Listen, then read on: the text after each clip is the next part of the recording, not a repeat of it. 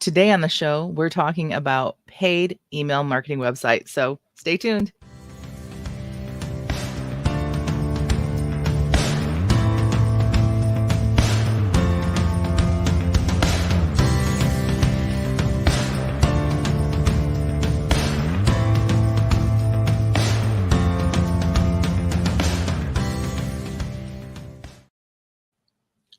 Hello and welcome to the Christian Indie Writers Podcast, where we inform, encourage, and support Christian indie writers on their journey to publication.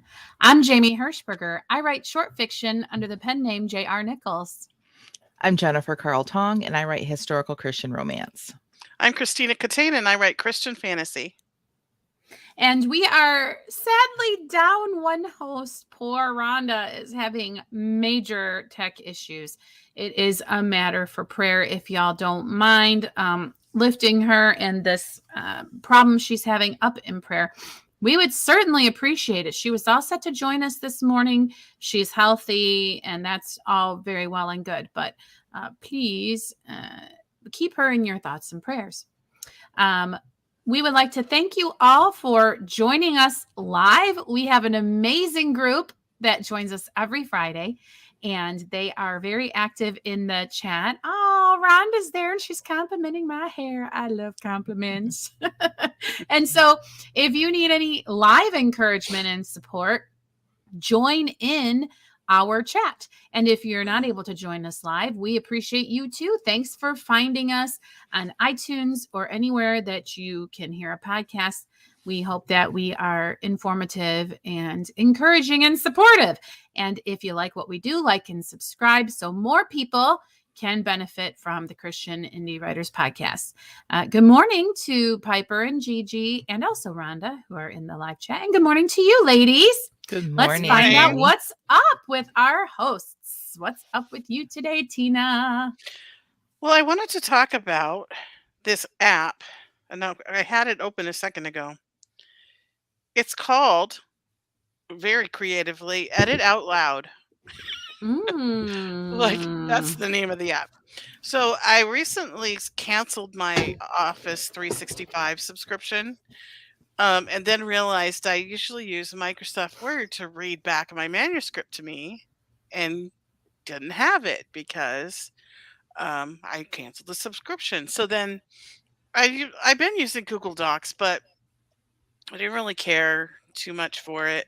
So I'm trying this I found this app, and you basically can upload your manuscript straight from Google Docs, which is where I put it in order to do the editing. And it's really cool so far, and I haven't decided yet if I'm going to pay the like $30 to get premium. But you can choose from, I don't know, there's like at least 50 different voices you can choose from based on the language you speak. And then like English, there's 4 different voices for English, and there might even be more. But you can choose between Australian English, British English, American English, and in English from India. And have them read it back to you. And then there's male and female voices to choose from. So, but the free version, you can only upload 7,000 words. So I don't know if I can pay for it. Is that just a one-time thing, or it's an annual purchase for $30? You could do $2.99 a month. What were you going to say, Jen? I was going to say, if you don't want to pay for that, it wouldn't be all those bells and whistles for sure. But if you don't have Microsoft Word and you don't want to pay for that, you can turn your Microsoft Word document into a PDF. And then if you open it up in Microsoft Edge. Now, I don't use Edge, but I know that when you go to when you open up a PDF in Edge, one of the options is it'll read it to you. Oh, because I did that before I realized I could do it with Microsoft Word. So that's an option too that's free if you have a Microsoft product like a laptop or whatever, or a computer that's Microsoft. But if you're all Mac, I don't know. I'm thinking like this isn't going to take more than a month. Like I could easily pay the $2.99 to just have it for that month, and because I'm not gonna, what am I going to use it for the rest of the year? I like that it's on your phone. Yeah, that's what So I really like too, because I yeah. could have it open on my computer and Mhm. have my phone reading it to me and then just hit pause because it's just such like it just seems clunky to me to like change it while they're reading it to you. You have to stop it and then try to get them Mhm. to start in the right place again. And Do you print out your document, and then while that's reading to you, do you have a paper copy? I do. Okay. So that's Yeah. the other thing too, is that if it's on your phone and you have a paper copy, you can go have coffee somewhere. You can just it could be more portable even than a laptop because you have your phone with you Yeah. and you have that. I always did paper, and this last book, I because it was so long, I did not. I did not print on paper. So I'm not really sure what I'm gonna do with this book when I get to that stage, but So I have my book printed and I have them in, I have like two of these. I have the first half and the second half. Wow, that's But great. this is before I did a lot of the edits that I've already done. mm, Mm. So I would have to print it out again to have it match. yeah. And I don't know, my ink's running low. I haven't been able to work for like a month, so I'm really trying not to spend any money. But Yeah, I sent it. It was cheaper for me to send it to Staples, not to like them, but like them one of them. You can send them straight to the machines and print it out in black and white than it was for me to pay for ink to print it out for me. So that's just an option too. But yeah. so All Anyway, that's right. my what's up. Well, we've got a lot of what's up in the chat. Gigi has joined us and Leah has joined us. And Leah says, my hair is pretty gorgeous color. Thanks, everyone. and Piper And agrees. Yeah, I really love Jamie's hair today. I love I it when you love wear it it. down. I know that like I do too. Like most days my hair's up in a bun, even sometimes on the podcast here because it's just easier, right? Just to throw it up. We have mom hair. But you Yeah. have such pretty hair. Well, I knew I would be having a good hair day today, and so I thought I would have it down. How did you know? That's a question. Sorry. I know Well, it's off topic, but because of my hygiene routines that I have, and oh, I can plan it. oh, So we that's got nice. My hair doesn't let me yes. plan anything. Sorry. Back to the chat. Go ahead, Jamie. Yeah, we'd like to know what's up with our listeners too. And so Piper's telling us what's up. She has been writing this week. She's Good. having fun with a different story thread. She switched after getting stalled with the main one. It's a way to make progress on the story. Yeah, it's really fun to get reinvigorated, isn't it? And to really like what you're doing for a change. And it's so funny how sometimes you approach your work and you're like, this is the most terrible stuff ever written. And then sometimes you get doing, I think this is really good. Right. So it's always fun to have those days. I'll do my what's up next. I once again was looking at the Daily Stoic, which I just panicked because I thought that I had lost my window, but it's on my phone today. So today, well, that's also how Ryan Holiday begins March 18th of the Daily Stoic. And if you haven't been tuning in, I like to compare the thoughts of the Stoics to the writings of the Bible because the Stoics lived in a time before Christ. And so here we go. Today, I escaped from the crush of circumstances, or better put, I threw them out. For the crush wasn't from outside me, but in my own assumptions. Marcus Aurelius's Meditations 9:13. And I completely lost what Bible verse that was, but it was set your affections on things above, not on things in the earth, even though there are many that I could have picked. That's Colossians 3, 2 and 3. For ye are dead and your life is hid. Your life is hid in Christ and God. Anyway, so many of the Stoic meditations are about taking your thoughts captive, which is another verse that I considered. But basically you can control how you feel because you can control what you think about. And I don't think that we ever think about we are able to fix what we think. You know what I mean? Our thoughts don't like our thoughts can appear and we can reject them, but we can reject them. We can be the master of our thoughts and not let them take hold. We can just say, oh, that was interesting that I thought that, and not feel some kind of guilt for having a bad thought, but just you don't have to cling to every thought that pops into your head. Am I making any sense? Yes, absolutely. Like the older I get, the more issues I have with anxiety. And I think it has a lot to do with like everything that's going on in my life. And there's just so much, right? And it piles up. And I'll wake up in the middle of the night and can't turn my mind off. And it's Hmm. ridiculous because all of a sudden I will realize it is the middle of the night. Thinking about any of this stuff is completely pointless because I can do nothing about any There of you it. go. You taught Right. me that actually. You said, right now, you're fine. Right this minute, you're fine. And I'm like, that's why I tell myself. My little Jamie inside my head says, right this minute, you're fine. And then I'm able to, and then I just start praying, like, Lord, you know, help me to not do this again to myself. And so I don't know if other moms deal with this too, and or people that are going through like the issues I am with my mom and whatnot, or it doesn't matter what you're going through. Like we all have things happening, like marital problems or problems with like our children or like loved ones, health issues, whatever. But like you cannot let your mind take control of you. You can take control of your mind. I've done it before, and I appreciate your friendship and for teaching me that.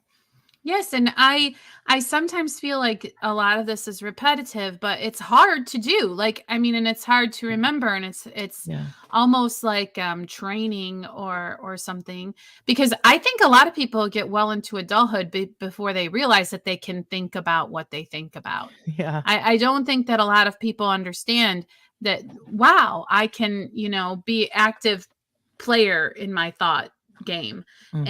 And so I know that sometimes these messages seem to be a little bit repetitive or redundant, but they're tricky lessons to learn. And I think it's important that you remind yourself, because that's what most of the Stoics were doing anyway. They were writing things down so that they would remember and therefore train themselves to think along these lines. I found Um, that when something's keeping me up at night, that's what I do. I get up and write it down, or just like write a paragraph or something about what I'm thinking or feeling about it. And it actually saves me more sleep than trying saying, "Oh, I don't want to get up and do that." Mm. Like in the mhm. long run, I end up falling asleep faster if I just get it all out. Good for you. Yeah, Yeah. because you've got to process feelings, right? I mean, we can get into a whole big long thing.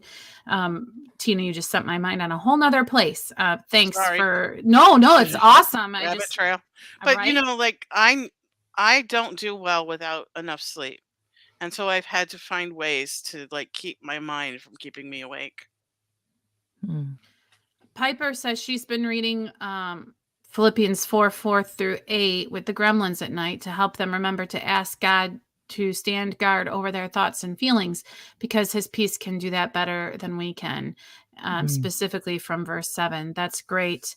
And then just because we missed Leah's little what's up here, Leah says she's starting back slowly, have research to do, and she's currently at 70K on her work in progress. She had some eyeglass issues that slowed her down. Can you believe that's her in Mhm. slow motion?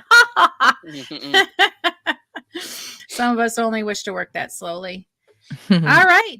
So, what's up? Who did I? It's my turn. Yes, Jen. So mine is what's up along with a question that I'm hoping somebody in our chat or someone out there will have the answer to for me.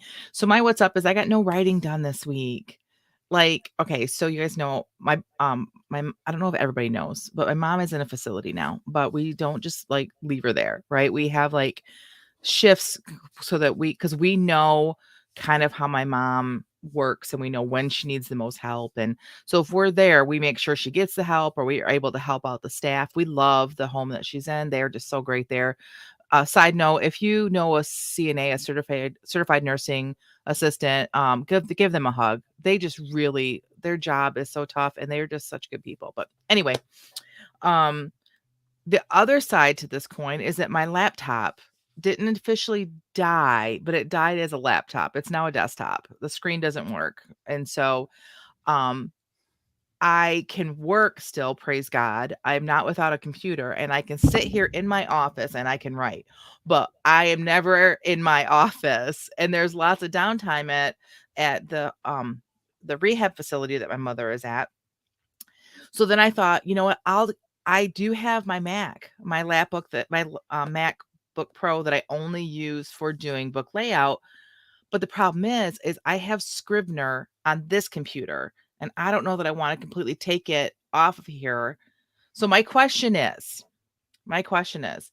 if I buy another license of Scrivener, am I going to be able to open up the same document between the two computers, or is that going to cause havoc? I'm concerned that when I open it up on different computers, it's going to create a new file, and I don't want all that. I don't want a whole bunch of different versions of the book. And I know I should probably reach out to I Scrivener. can answer that question Okay, good. from experience. Okay, good. When Yay! you I'm so glad I asked. You're not going to like the answer. When Mhm. you update Scrivener on your laptop, it's updated on your laptop. It does not sync with other. But it saves to Dropbox. Mine is Then automatically set up to save to No. Dropbox. It's yeah, because it's something that I searched, and everybody said that you can't do it. So I don't know. Dang it. it's my understanding that all Scrivener is a way to read .scriv files. So if you're saving to Dropbox a .scriv file, all Mhm. that Scrivener is enabling is for you to be able to read that saved document. Like Leah is Mhm. saying, yeah, if you do Yeah. it with Dropbox, it should work because you're just it's kind of like you're just using the Scrivener program to interpret the data that's saved in Perfect. Dropbox. So Yes. it would seem to me, and Leah is confirming that that And is she correct. actually does Mhm. it back and forth all the time. It's Yes, awesome. yes. Oh, good. So Well, I tried to do it, and I apparently So got we the need to wrong work on information. how yours is set up then, Tina, because you need to have it backed up to Dropbox. So if you have some, because right now I then just yours. stopped using it, Oh, okay. and I'm using Google Docs now. well, there's another so- way to solve the problem. Right. So I'm so glad to hear that. Thank you so much. I knew that our community would have an answer to that, and I just really appreciate that because. So I think that's what I'm going to do. I'm just going to go ahead and pay for another copy of Scrivener, put it on my MacBook, and I'm going to start taking that. We'll see. It's a total, like Tina knows, she's been sharing the pain of switching from, because everything's backwards. It seems like if you're so used to PC and so, but anyway. I am feeling an episode idea coming on, and I know we've talked before about when life is hard kind of stuff, Yeah. but maybe we need to revisit topics like that ish because I feel so compelled to just say, Jennifer, your book will be out in the right time, right? I mean, I know it's probably stressing you out to have had a quote unquote whole week where you've done nothing, but what you're doing for your mother is priceless. And so I know you know that, like, so I know I don't have I to know. say this to you, but sometimes your writer businesswoman persona can start to feel really guilty and put upon for not always having your nose to the grindstone. Right. So, And then add to that mom guilt for not always being here with my kids. And then when I'm not with my yeah. mom, I'm guilty of oh yeah, I'm the Oh queen my of guilt. goodness. Like, yeah, no, I mean, the whole ideal of perfection and parenting, like there's a million episode ideas popping into my head. So Yeah. Mhm. Piper says, And in sorry. that vein, she says, Jennifer, absolutely, you need to be a regular presence in any facility you have a loved one in. That is the way to ensure they get the care you want for them. Yes. And like they know we're there. And the nice thing is we've got to know everybody. This facility is great. But like every facility right now, they are understaffed. So the squeaky wheel, and my mom needs a squeaky wheel. She's at that, point in her journey. So go ahead. one Tina. of the favorite things that they say in the Strengths for Writers community Mhm. is sometimes you have to go slow to go fast. And Yeah. that basically means if you're trying to force yourself to work when you're stressed or you need to rest, then it's gonna take so much time to go back and fix Mhm. what you wrote because it won't be right. Mhm. That sometimes it's better just to take that break. Yeah, I totally feel that. But you know what part of the problem is too, ladies? I really want to get on to this next series. Like yeah, I wrote in that world again today for our sprint, which we'll get up into later on this episode.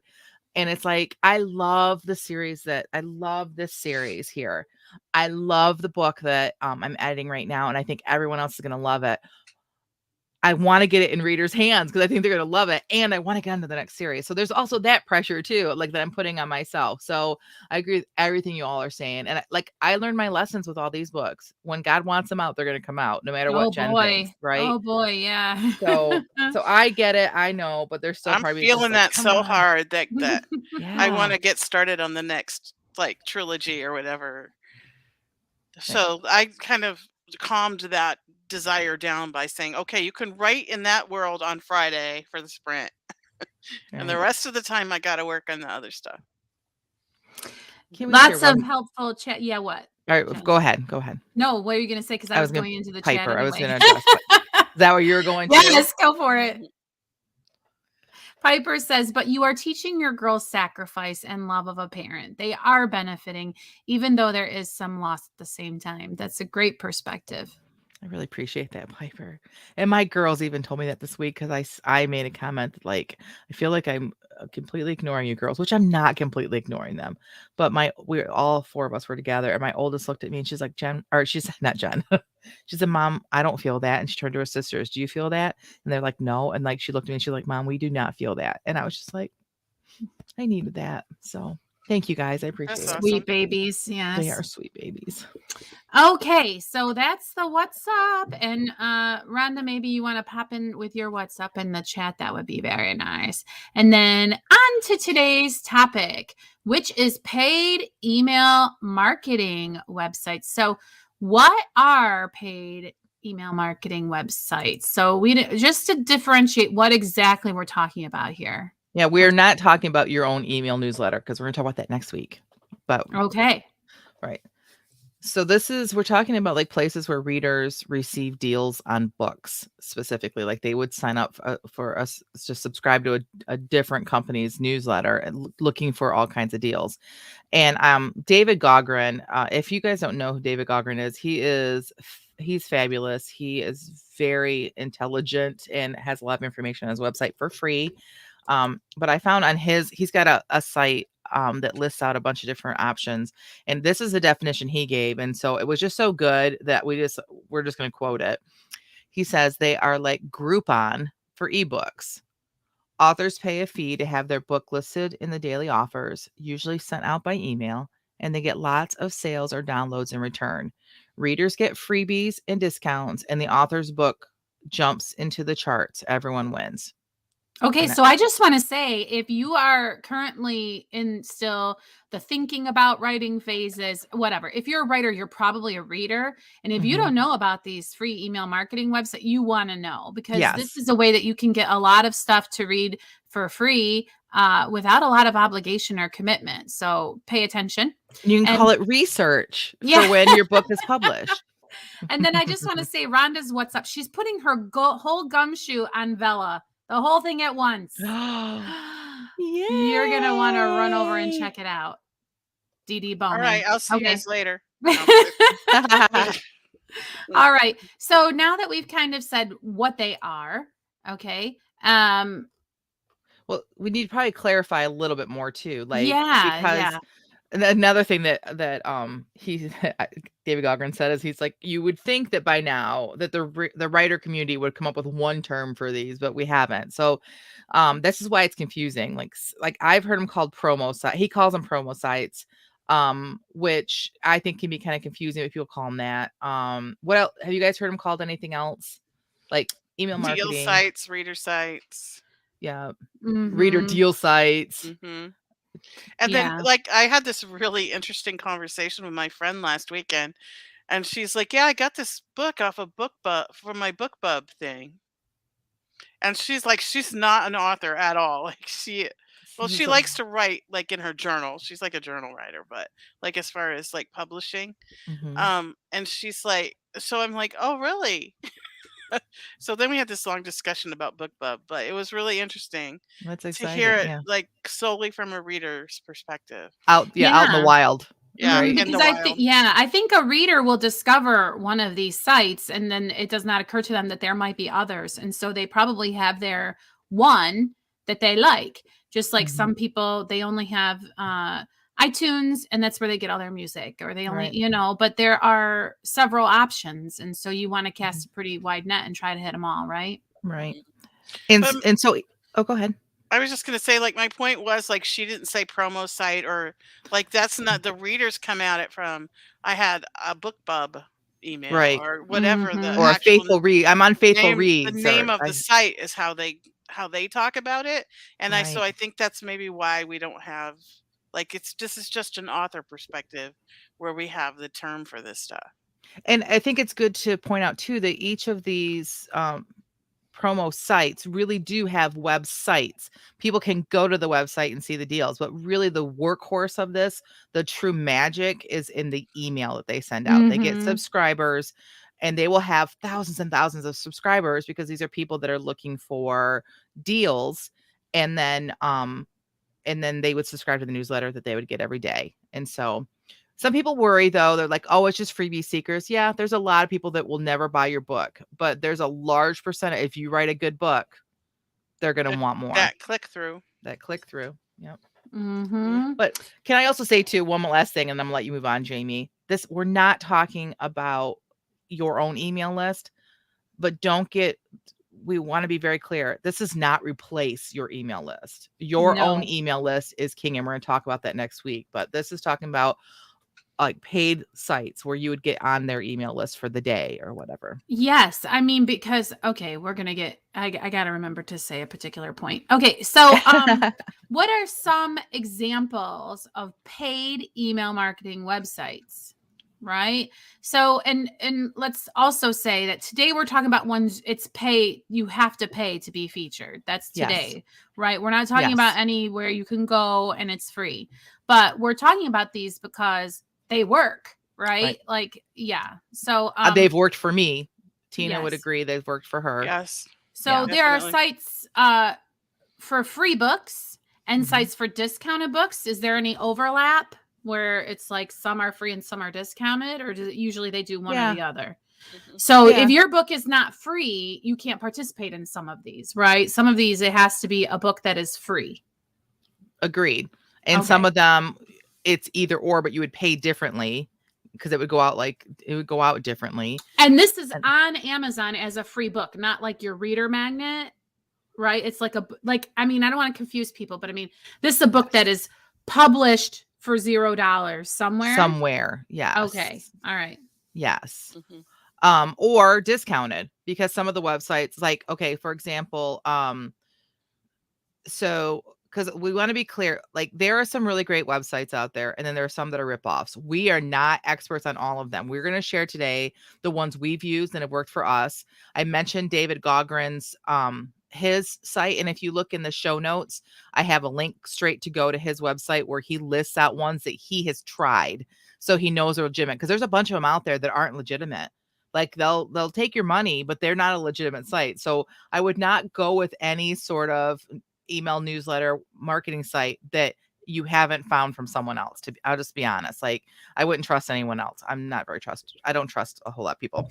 But so we're gonna go with ones that we have tried, except for the first one we're gonna mention. We have not tried it, but it is the big daddy of all of them. And it is so widely spoken of by other authors that we feel like we have to mention it first. And that Before is we do that, can I just sure. say that when you do the discounted ones, like Uh-huh. you have to have had your book at regular price for a specific amount of time. Like you can't have your Yes. book discounted and then put it at regular price for 2 days and then discount it again and get into these discounted newsletters. It has to have been at regular price and now you're discounting it at a lot of places. Right, because that's I just why these newsletters work, is because these companies are trustworthy to their subscribers. right. They're not going to bring you a book here. This book is 99 cents today, and the book is always 99 cents. They know that their readers want something that is normally $4.99, but today you get it for 99 cents. They want to know that they're actually getting a deal, and so they protect their readership, and they are very strict about some of those things. So that's a good point, Tina. Yeah, I just wanted to So point that out. our big daddy first on the list is also super supremely selective, and it is Jen BookBub. Yes. So I have applied. I have not received a BookBub. I have an alarm set on my calendar every 90 days to apply again. And BookBub is very expensive, but for me, like the budget would make you clutch your pearls. So don't be shocked when you go see it. For me, I would choose Christian fiction. Because I don't want to compete with other romance. Romance would be super expensive. Plus I don't want to be mixed in with all the bare chested men. Like that's not my readership. So I would go with the Christian fiction, and somewhere like 300-ish that I would pay. But and I would be doing it for my free book. So you think, oh, you're putting on $300, you're not gonna get any money back. Read through. Okay, My so goal let's would be yes. So let's pretend we're completely newbie. You're saying get a book, blah, blah, blah, blah, blah. So it's like I'm gonna apply. So to do what? So you're applying for what when you say you want to get a book, Bob? What are you saying you I'm want? applying for them to feature my book, Searching for Anna, to their Christian readership, the people that have signed up for BookBub that say they want Christian fiction. Got it. then And it'll be thousands of people. And Thousands. your book is featured. Read this book by Jennifer Tong. So it's almost like you're getting an endorsement by people who know what's a good deal, right? And the readers are very inclined to buy. So the ideal is that you spend several hundred, but your sales will obviously outperform, and then you will make the money back. Yes. So that's why it's so expensive, is because the return is expected to be great. And again, we're not saying if you get a BookBub, you're going to make money, because that's not what we're saying at all. We're just saying that they have a very good track record. They're legitimate. And people have seen a return when they're able to land one, because BookBub is very selective, right? But it's not the only game in town either. No, so it is I not. haven't received a BookBub, but I've been able to do these kind of marketing websites, and I've found success. So yes, and I believe you can do paid stuff for BookBub too. You can. There's paid advertising. There's other options, but it's not like the golden ring of getting a featured deal. So. Right. Exactly. Yeah. So the feature deal, they probably they probably read the book, right? They want to make sure that it's a good book. They want to make sure, is it reviews that they're looking for? Do you know what they're looking for, Jen? And what is their criteria for acceptance? They have on their website exactly what they're looking for. They're really great about that. I believe it's something like they want you to have at least 50 reviews. My book has hundreds of reviews. I don't know what point it's at right now. Last time I looked, it was over 300. So, I mean, I hit all of the things. It just hasn't happened yet. Yeah, well, they can only do so many each time. Right. So I just have to keep applying, and someday they'll be like, yeah, well, it's yours and yours. So yes, and they don't just like keep you in mind for the next one. No. You know what I'm saying? So if if they're only going to be able to feature 3 books out of the thousands that apply, they're not going to consider you next time unless you apply again. Now, having said that, that's all that we were talking about. That's just BookBub. Right. And that has been career making for certain people that have gotten their BookBub and then that launched their career and sent it into wherever, the stratosphere or whatever. Right. So Jen, it says here, once you're in, are you in? What does that mean? Before we move on from BookBub, last thing. You have a note. Once you're in, are you in? I have no idea. Okay. All right. I'm so sorry. that's I don't know. Okay. But we're moving on because Leah's already mentioned, and Jen has next to talk about another great paid email marketing website, which is Faithful Reads. Faithful Reads has been my best producer for these, and it is one of the least expensive. So if you don't have 50 reviews and you're not at that point yet, that's okay, because if you write Christian fiction of any sort, Faithful Reads has a spot for you. I think it's something like $35, and I always do well on those. So I need to pull up my numbers here. I actually had them. So the first time I did a Faithful Reads, I got over 1,800 downloads. Wow. Of my freebie. Now you're like, so $35. Yeah. But if you follow my chart, I more than made my $35 back on read through.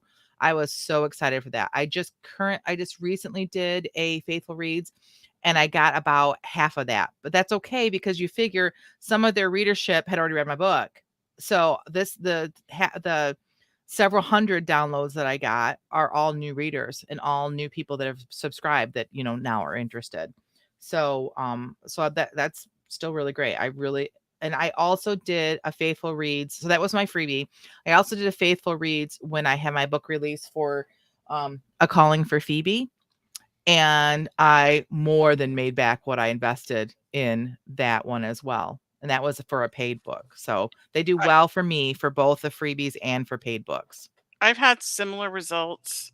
Um, I put mine in Faithful Reads at $2.99, and I did make my money back, but I didn't do as well with them as far as like when I did Fussy Librarian. That's when I hit number one a few times. So in my category, but I had a book marked down at 99 cents. I think I actually made more money on because I was going back and looking at it after we had our meeting, and I Mhm. think I actually monetarily I made more money on the Faithful Reads one, even though I didn't sell as many books, if that makes sense. Well, and I'm glad that Mhm. you brought that up, because this right here will show you how not every strategy is going to work for every person, because I think that Jennifer would say that Fussy Librarian is the next email Right. marketing newsletter site that we're going to talk about, and Jen's results were not as good for her. And so, see, if you go and talk to your friend, they might say, oh, don't waste your time with fill in the blank email newsletter, because they didn't happen to have a good Yeah. success with it. So this is where you have to understand that, just like any investment in your business, it is very much like we can't Trial control and what people, error. for Yeah. you have to find where your readers are. And just because you have one bad experience with a site doesn't mean that it's no good for anyone. So Right. Mhm. Jen, Fussy Librarian is next to discuss on the list, and I, Tina said I she just did wanted to better. I just wanted to point out though that like Jennifer writes historical Christian romance, and I write Christian fantasy. And so the vast majority of people who are looking for Christian fiction are looking for romance. Mhm. And so I have to use these, like, go experiment with these different places because I'm trying to find those readers that it's a smaller group that are Mhm. looking for other than romance. Right. That's So a really good point. How did you do with Fussy Librarian, Tina? I've done two Fussy Librarians, one in January of last year and one February of last year, and both times I hit number one on Amazon in my multiple categories: Christian fantasy, futuristic Christian fiction, and then there's one other one that I can't think of right now. But I like it just sent me right into the number one spot both Mhm. times. I didn't make as much money as I made because I had marked it down to 99 cents, and then those you only get the 30% royalty on that instead of the 70% royalty. So like Right. there's a lot of moving parts, so it's really hard to compare. To me, it's really hard to compare like the first one just went out of Faithful Reads to Fussy Librarian because what would have been my result if my book had been marked at 99 cents when I did Faithful Reads? Right. Like, I feel like I need to have, like, those same Gotcha. things, in order to Yeah. compare it, but I feel like, that hitting that number 1 was important then. Right. Like, to have that tag and to have those screenshots that I can use in advertising and to be able to say bestseller, um, it didn't make my money back on the Fussy Librarian, Right. but I hit number 1 twice, and to me, it was worth the money. Right. And so I did really great for the freebie under Fussy Librarian, but I say that I lost money on my 99-cent deal. My 99-cent deal was a calling for Phoebe. It was the release. But I will say I did when I did the release, I did what's called promo stacking. We're gonna talk about that a little bit later too. And so it all kind of built on each other. I would say that like if I had other books after this one, I might have gotten read through, or people might have gone back and bought the other books. I really don't know because again, I'm not. At this point am still practicing with this stuff. The series is not done. That's when I'll get really serious about advertising and promotion. This is all kind of like testing the waters out. But on for that one, got 36 clicks. Now that one cost me about in the 50s somewhere. I got 36 clicks, but I sent 36 sales that day, excuse me. But I sent 37 clicks from my newsletter, from a newsletter promo that I had done with someone else. And so I really don't know how much came from that newsletter and how much came from the Fussy Librarian that day. But either way, I lost some money that day on that. But I would still do it again because it's also recognition and people seeing your book out there in places that they hadn't seen it before. And again, I think we need to say too that Fussy Librarian, so Faithful Reads obviously is a Christian website. Fussy Librarian, you wouldn't say it's not a Christian website, but they have a targeted audiences looking for Christian fiction. And so all of these that I'm mentioning at least will have that if you write Christian. And I don't remember exactly. I'd have to go back in, but I'm fairly certain that the targeting for Fussy Librarian was better for me Good. than what I found on Faithful Reads. Well, we have a few more to mention. I just kind of want to blast through them real quick and then get any comments on them that you all have, because I do want to talk a little bit about the promo stacking, and our time is short here. I Okay. see Free Booksy and Bargain Booksy both mentioned as decent. And Free then Booksy was my third most popular, but still really good. I got like over 1,100 downloads that day, which for someone who's kind of not a super well known author, that's really good. I was really happy with that. And then my Bargain Booksy, it's going to sound like a whole lot less. I got 82 downloads, but the cost was pretty small. It was actually smaller than Faithful Librarian for Bargain Booksy, so I for sure made my money back on that one. With read through and everything else. So I was really happy with that. And then there's a few, Jen, go ahead. So the next three I'm going to mention I used, but they were less successful. ENT, eReader IQ, and BK Knights. So all three of those I used. They're all legitimate sites.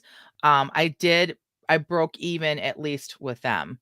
I would put them at the bottom of the list, but I still would not discount them. Like if you're looking to do some promo stacking, I would definitely consider them. The one I would not consider was The Sweetest Romance. I lost a lot of money on that one, and Many Books. That was a terrible. I got nothing from Many Books. So those are the two I would say for me. And again, like Jamie said earlier, to each their own, and you might have a different experience, but that was my experience, is that I lost money on those two. Well, go ahead. I've used some of those, but I did it as a promo stacking week, like where I was stacking them all, and so it was really hard to tell like what sales came from what site. Right. But I did really well that week. So, y'all keep saying stacking promos, and I know that we're going to talk, what do we use these for? Can we talk about promo stacking now? And then, yes, because you keep saying it. there's a different couple ways you can use these promo sites. You can use them just as a regular marketing system for your free first in series, which is kind of what I'm doing now. Like every so often I'll throw it out there just to kind of keep my book out in people's in front of people. But you can also use them for like a book launch, or if you want to like liven up again another book. And what a promo stack is where you would take one day I would do Faithful Reads, the next day I would do Fussy Librarian, the next day I would do Free Booksy, and you stack them in a row so that every day you're getting a lot of, like every day in a row you're getting a lot of downloads, so that you hit Amazon. Because Amazon, back in the day, you would do it all in one day and have this like gigantic, and then Amazon would see, oh, it's a new release or something, and this person must be awesome. We're gonna push them up in the ranks or promote them, but and put them in front of people. But anymore, what the algorithm wants is they want to see a more sustained. So if you can get several days of your book people downloading it, then you'll end up riding this algorithm wave on Amazon for free afterwards. And that's what I found was searching for Anna, for sure. Because I hear stack, and I think like you that it's all going to be the one day. Maybe the terminology used to be that. Yeah. It's more like a promo march or a promo. But it's kind of like a parade, a string of them, right? Yes. And so you want your book a little bit of sales today, a little bit of sales tomorrow, a little bit of sales the next day. Okay, so obviously you would have to do a little bit of planning, and you have to incorporate how long it takes for them to pick you and choose you and things like that. Is that difficult to do? I mean, what kind of I would just do it far enough in advance. Like give yourself like a month in advance. A month? Like yeah, I would say that you can do that, and you're going to get answers for most of them. It takes about a week for most of them to get back to you, but I would plan it out like, for sure a month in advance so that you know. Yeah, and then make that's sure one of the good practice. Yeah, that's a good practice, is try to do it a month in advance, like plan out a month in advance. Right. And I know a lot of people that will do, like when they have a launch, they'll do like 2 or 3 days before and after the launch where they'll stack actually 2 promo sites per day for like 2 or 3 days before and 2 or 3 days after a launch of a new book. But let's clarify. If they do it before, the book's not launched No, yet. they're gonna do it on the book, like the first in The series. first in the series, Yeah, yes. So and you then wanna push your first in series, s so for read through, yes. right, and so they correlate it with the release of the next book, which they're gonna sell for full price. Yes, Yeah. agreed. I would probably start maybe even a week before. So another good that's a good practice. Another good practice is to use it in conjunction with paid advertising, which I think I'll do with this next book. When I release my fourth book, I'm gonna really push hard with my first book in the series, and then when I get on that algorithm, then I must like come back in then with some Amazon ads, maybe some BookBub ads, and like to like because I'm already up there, I'm gonna try to continue the ride with some advertising. So that would be another good practice. And then of course, you want to do this in conjunction with your email list. You can do newsletter swaps through either Story Origin or Book Funnel, wherever you are. That worked really well for me to do that along with what I was doing here. And in essence, that's free. That's why it's so important to build your newsletter list, and that's why you need to tune in next week because we're going to talk about that more. Yeah. And if you can do all those things that you just said together at the same time, you're really going to see more success than just, picking and choosing a few. But that Mhm. doesn't mean you can't have success picking or choosing a few. Yeah. All right. Well, this was obviously way, way meaty today. We've got more resources. If you go to David Gaughran, his website, his last name is spelled Gaughran. So go to David Gaughran's website, and there's a lot more information there, including some of the stuff we've been talking about. Feel free to reach out to us if you're confused by any of this. But if you I'm don't gonna even do a have your blog book post. published yet, work on your book. Yes. And I'm gonna do a blog post about this too, and I will update our show notes once that goes live as well. So that'll help you to kind of see what we're talking about. I'll give you some real numbers. Because I know me fantasizing about all the books I'll sell someday can be a way that I distract myself from actually getting the book done. So don't do that. Right? Right? Because For none of real. this will work until you have books to sell. Right.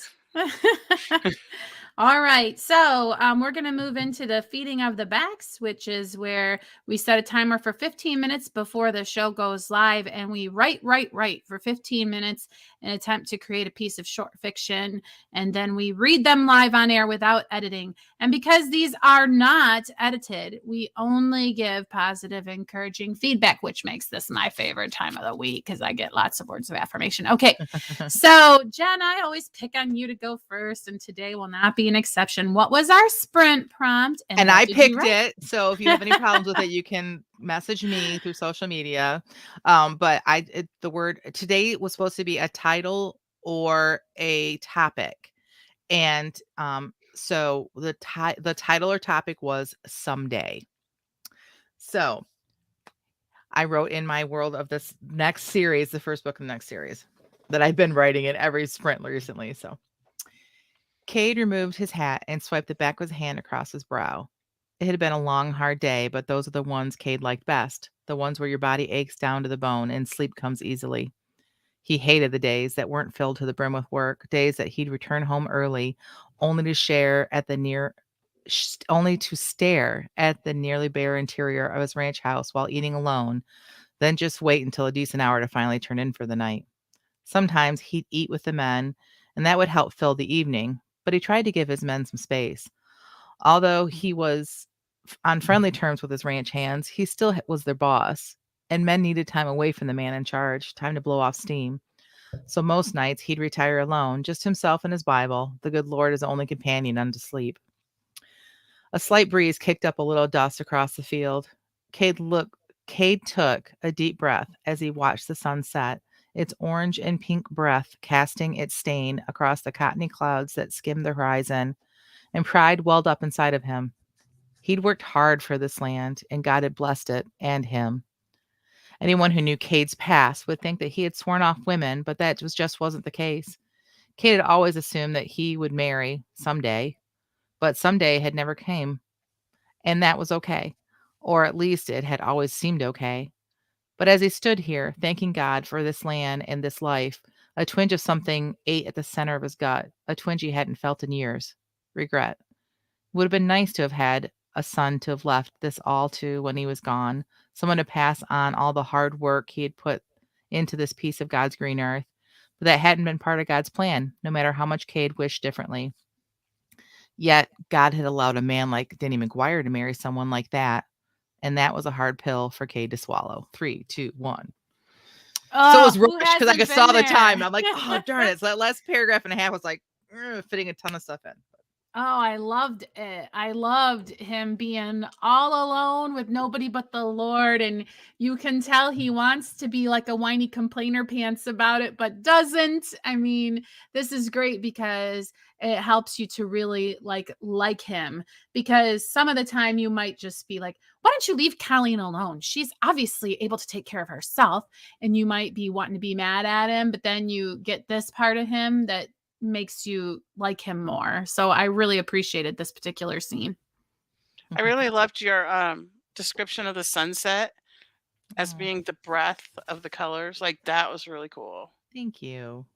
Oh, and Cade is now competing with Warren for Rhonda's favorite book boyfriend, although she called him Cafe due to a typo, which I love. Yeah. So will she like Warren or Cafe better? We shall see. Aw, thank you. Appreciate it. Awesome. Rhonda's trying to go into the reverse harem thing over here. Gigi says, Jen, you let us in his head. So great. Oh, Agree, Gigi. Thank And you. then Piper says, as a farmer, she identifies with that love for the land. So Oh, you really good. captured that there, Jen. I really appreciate that. Thank you, everyone. Yeah, I loved your sun description, and it just it was a really good piece in just a few minutes. I love where it's going. Like this is like just bare bones, and I'm gonna really work this, and this is gonna come pretty early before anyone knows he has any sort of past. So I love sprinting. Yeah, you hinted a little bit. Considering his past, some would think that he would swear off women. Ooh, what is that past? So very good, intriguing point there. Yeah. Nice work. Thanks. All right. Yeah, Well, you now. I want. Oh, sorry. I was trying to figure out if we had heard like a hint of what that past was before, and I couldn't remember. So I don't think so. okay. Jamie, I want to hear what you wrote. It's always Okay. Always The so prompt was Someday. This is one of her better songs, in my opinion, Paul said. I grimaced reflexively, glad to see he had slipped his eyes closed and could not see my negative reaction. I said, which I considered not lying, as I told myself it was more of an assent to his opinion than an agreement with it. I just love this musical, Paul said, after singing lustfully with Babs until the track had ended. Can we change things up a bit? I tried. I mean, Streisand is certainly a good singer. Good! Paul pressed tented fingers to his chest, making the bracelets on his right hand clack as they knocked against one another and sending his gold crucifix swinging. You take that back right now. Okay, so she's not good, I said, completely deadpan in anticipation of the reaction I knew was coming. She's only the best ever. Paul's attack of fluster did not disappoint. As someone who prided himself on his ability for restraint, he behaved remarkably under the circumstances of this grievous affront, but his face became redder than I'd ever seen it, and he adjusted his glasses first with one hand and then the other as his upper body pivoted like a film of a lighthouse played back and fast forward. I've heard better, I doubled down. Who? Paul's hands now collapsed on top of one another and fell to the table, which is a typo because later they're in the car, so whatever. The table in the car. Everyone has. Yeah, the car table. Yeah. No one could say he slammed them down, but I knew they flopped only because he was working extra hard at pretending my dissent wasn't as disturbing as I knew it totally was. Ronstadt, came my one-word reply. Who? Oh, come on, I said, rolling my eyes. You must know Ronstadt. If you're telling me there's someone out there with the chops Babs has, I'll never believe you, Paul said. If you say so, I said, then called up Blue Bayou. Paul huffed out a little laugh as the simple bass intro filled the car and Linda's tentative voice smoothed into our ears about her worried mind. So far, not so impressive, Paul said, and I didn't even have to say just wait because I knew what was coming. The timing was delicious. As Linda launched into that first chorus, I was merging onto 69 and was able to gun the engine, pressing Paul back against his seat. By this point, he'd apparently forgotten his pretense of dislike. I could tell the tune was working its magic on him. When I next glanced over to him, his eyes were once again closed. Showing off, I sang along with the final line and nailed that last note. It had killed me not to sing along from the second chorus on, but I'd somehow managed to restrain myself so Paul could hear Linda do her thing in all her glory. Well, I asked, pressing pause. Don't make me say it. Say what? I asked, feigning innocence. Please, just put on People, Paul murmured. It's not going to hit the same, I warned. Just put it on, Paul whined. I smiled and hit play. That is so good. I forgot about Linda Ronstadt. Isn't that funny? Like, all right, so good. So many things I have to say. Like, I love that he was trying extra hard to not slam it down and she knew it. Like, I love that, like, this guy who was like, because all right, so Streisand fans are like a whole nother breed, right? Like, and I mean, like, they're her Uber fans, right? So like, you just wrote it so well. I loved every bit of it. That was I great. appreciate that. And apologies to Linda because I always want to put an H in her name because I know so many Rondas. So if you're watching me sprint live, Linda, I'm sorry I put an H in your last name. It doesn't belong there. I'm sure she is. I'm sure she's a big fan. I really, really wish I was really good at accents or impressions, because I really just want to like conjure up the coffee talk ladies. You know what I'm talking about? Yes. Yes. I have to say like butter. Like butter. That's all I have to say about that piece. It's like butter. Yeah, it was I like butter. appreciate it. I really appreciate that.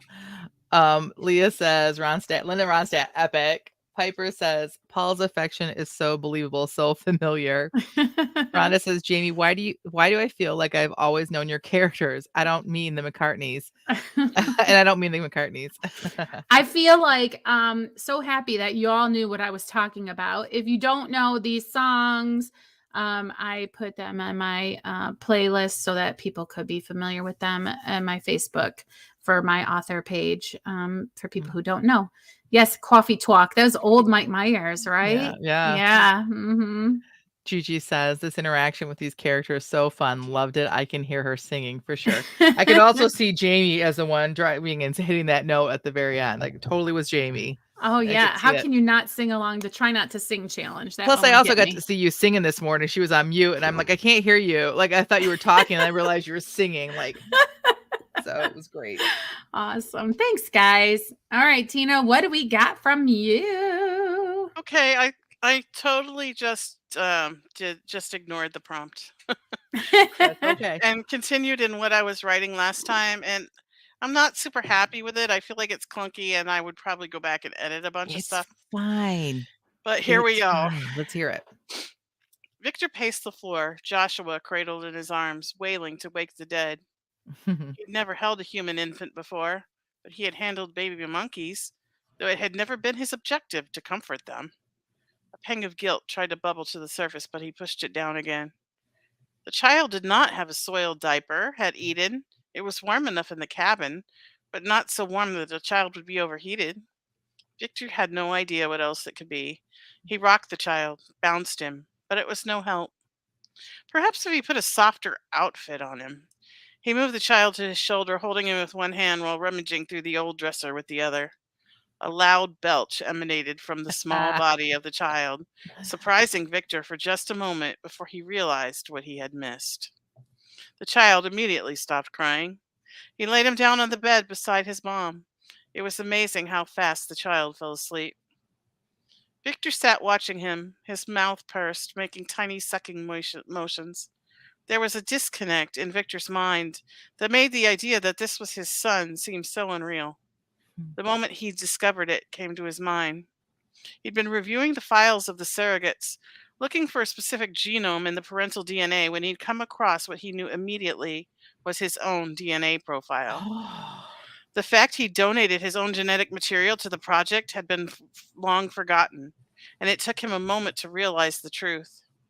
Though he'd never met the woman carrying this baby, she was carrying his child. That moment was the beginning of a series of decisions that led to this moment. Now here he was, in the middle of the wilderness. He had a wife, though the papers were fake, and a son, though she had no idea the child was his. Anastasia had grown on him over the last several months, despite his clinical mindset. He had never formed such an attachment before, only seeing others as subjects of his experiments. 3, 2, 1. So good. Like, I have like a huge list of things to say, Tina. First of all, like, I love the mixture of like old world and you like cabin, and you think like this is a historical book, and then you throw in the DNA stuff, and then you realize it's futuristic, and which is so your books, right? Like, I just love that part. And I love how Thanks. Victor is like this clueless man who's never been around a baby. I mean, yeah, he's trying to take care of it. Like, just so well done. Love it. Thanks. Yeah, I wonder if you considered ever putting these on Vella, because they are episodic and you are writing like one a week. And it's interesting because it's an appealing situation that's happening. You know, more information is coming out as you read each installment. So I'm just kind of saying, like, you are writing serialized fiction kind of Yeah. during these sprints. I did consider it, but then they're never finished. Mm. And there's work that would be to be done with them, and I feel like it's work that would distract me from what I need to get done right now. Mhm. Is this like going to be a book in your Angelica series, or like a spin-off, or I don't know if it's going to be a spin-off or a completely different series. gotcha. I don't know that yet because this is total pantsing. That's awesome. 100%. I love it. Thank you guys for your feedback. Yeah. Tina Gigi says, "This is so good. Great storyline. Must have more." Aranda says, "Oh no, Tina, now I want you to quit editing and start writing this book too." Yeah. She says, "You are great with omniscient narrator." Yeah. Thanks, guys. All right. And we're a little bit out of time here, but we need to know what's next for everybody. What's next for you, Jen? I am going to get Scrivener on my Mac, and I am going to see if that works for me to travel with that laptop and see if I can get any sort of movement on my fourth novel, the editing. That's next. All right. My what's next is I'm going to have another newsletter come out in April. If you missed my March newsletter, you should head over to www.writingshorts.net to get caught up on all of the shorts that I have been sending out. Writing like you're writing with a pen, shorts.net. Go on over there. You'll get a free copy of A Knight's Gift. It's the only way you can get it is to sign up to be a part of my newsletter. I'm also a part of 2 great promotions, which are on my freebies and promo tab, one of which is ending tomorrow. So if you want to get those great freebies, you need to click on the link now. Writingshorts.net. What's next for you, Tina? More readbacks, like having my novel read back to me so I can pick up all those little things that I said wrong, or, you know, it reads it back to you and you're like, oh, that really needed a comma. So, and then or I meant to say breath, not breathe. I spelled it wrong. Yeah, it happens all the time. Or you know what happened in my first book is I'm using these names that are either Native American. A lot of the Alaskan natives have Russian names because the first like settlers and the missionaries that came over were from Russia. Like the oldest church in Alaska is a Russian Orthodox church because they were the very first missionaries. So there's a lot of Russian names, and they were pronouncing them wrong. Like the way I heard them in my head was not the way that the readback was pronouncing it, and so I had to change the spelling of a bunch of names so that it would come out the way I wanted it to sound. Ah. Yeah, and so then I have to decide if I'm going to add some chapters from my bad guy's point of view. Like I had written like one sprint that I really liked, but I haven't completely made the decision yet. And looking at my word count when I'm getting close to being done editing, I might need to add those in. So I'm still like on the fence about that. All right. All right, we got one what's next from Piper. She's going to keep writing, hoping the thread she's working on will tie in well with her main thread and will hopefully jump start where she stalled out. All right. Well, whatever you're doing this next week, we hope that you will drop everything to join us at 10 o'clock on Friday. But for now, this concludes this episode of the Christian Indie Writers Podcast. And until next time, may your pen be prolific, your deadlines be met, and may all of your words honor Christ. Goodbye. Bye, everyone.